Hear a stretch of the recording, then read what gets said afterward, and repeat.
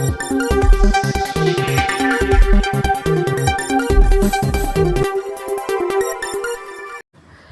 Friends, அஸ்ஸலாமு அலைக்கும். இன்றைக்கி குவைத் சம்மந்தமான பல முக்கியமான தகவல்லாம் இருக்குது. வீடியோ ஃபுல்லாக பார்த்து உங்கள் ஃப்ரெண்ட்ஸ் எல்லாருக்குமே ஷேர் பண்ணி விடுங்க.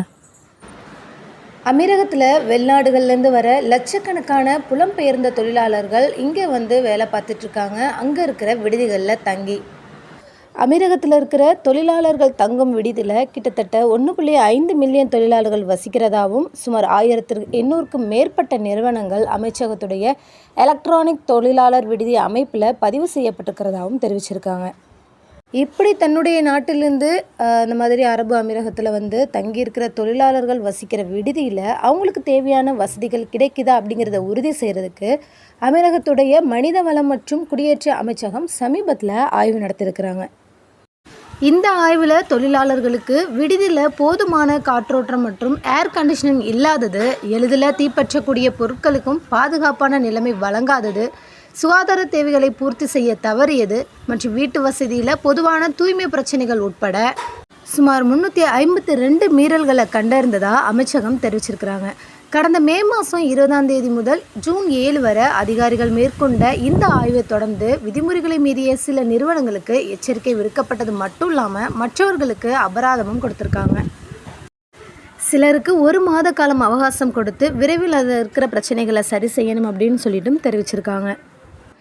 MOHRஆல் மேற்கொள்ளப்பட்ட இந்த ஆய்வு பிரச்சாரத்தில் விடுதிகள் தொழிலாளர்களோட உடல் நலம், ஆறுதல், தூய்மை தரங்களுக்கு இணங்குறதையும் ஆய்வாளர்கள் உறுதி செஞ்சுருக்கிறாங்க. பாதுகாப்பு முன்னெச்சரிக்கை மற்றும் கட்டிடம் ஆகியவற்றை மதிப்பீடு செய்கிறதாகவும் கூறப்பட்டிருக்கு.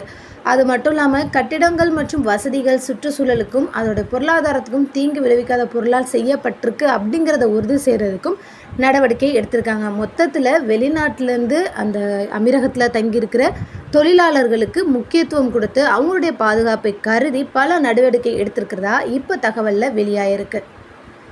அடுத்ததாக குவைத்தில் மினிஸ்ட்ரி ஆஃப் இன்டீரியர் என்ன அனௌன்ஸ் பண்ணியிருக்காங்கன்னா, குவைத்தில் இருக்க 6 கவர்னரேட்டில் வேலை பார்க்குற இந்த பயோமெட்ரிக் ஃபிங்கர் பிரிண்ட் சென்டருடைய டைமிங்கை எக்ஸ்டெண்ட் பண்ணியிருக்காங்க.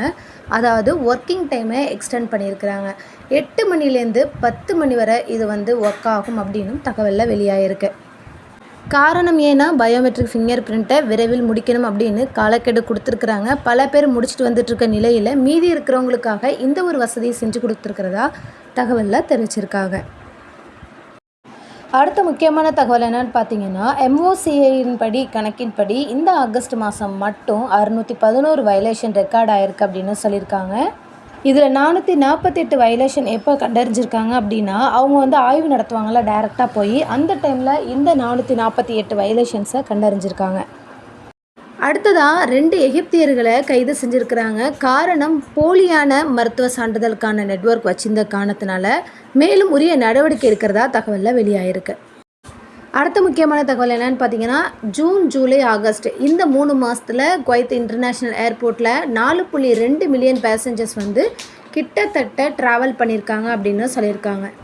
நேற்று மட்டும் பார்த்தீங்கன்னா குவைத் இன்டர்நேஷ்னல் ஏர்போர்ட்டில் கிட்டத்தட்ட 174 ஃப்ளைட் அரைவ் ஆகிருக்கு அப்படின்னும், இதில் எகிப்து தான் அதிக லெவலில் 20 ஃப்ளைட்டு போயிருக்கு அப்படிங்கிற மாதிரியும், சவுதி அரேபியாவிலேருந்து 19 ஃப்ளைட்டு, துபாயிலேருந்து 16 ஃப்ளைட்டு, துருக்கிலேருந்து 11 ஃப்ளைட் அரைவ் ஆகிருக்கு அப்படின்னு சொல்லியிருக்காங்க.